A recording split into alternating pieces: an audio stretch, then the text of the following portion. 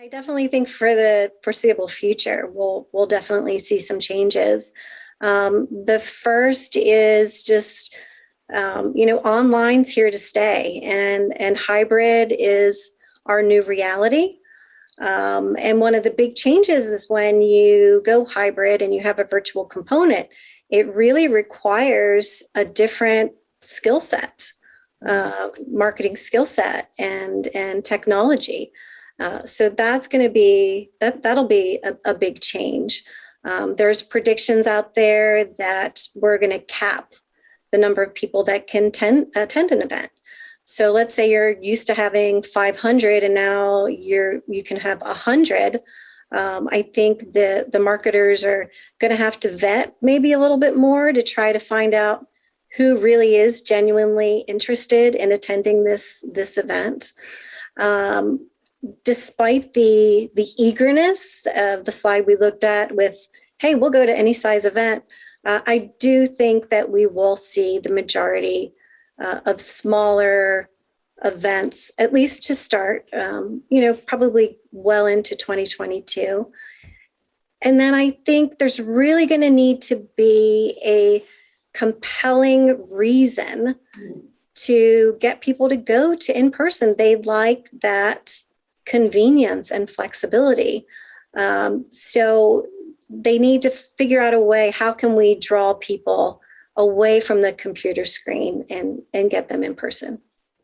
It's a really interesting juxtaposition, or maybe even a flip of how we used to think of events in the past, right? So as you bring up, the in-person events are going to have to naturally be smaller, whereas in the past, we went for bigger is better in terms of in-person events. The more people we can invite, the bigger the event space, the more opportunities that we can sort of pack into an in-person event.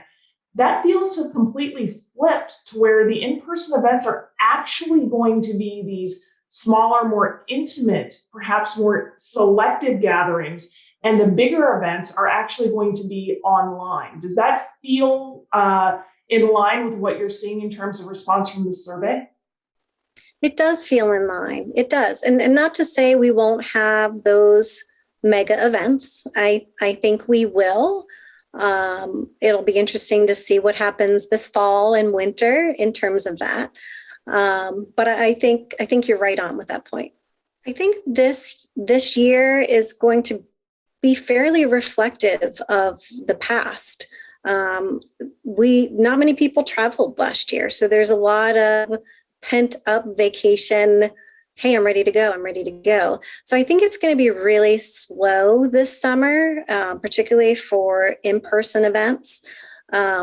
So I feel like it'll really be very reflective of years past. Spring and fall, very busy. And then next year could be a whole new ballgame. So you're advising marketers that they really need to have an eye on the calendar when they're thinking about their events, because this summer is likely to be a little slower than last summer. So they might not get some of the attendance levels that they were hoping for, correct? That's what I'm thinking. I feel like the general feeling out there is that people can go on vacation now. They can go see their families that maybe they haven't seen in 18 months. So I would agree with that.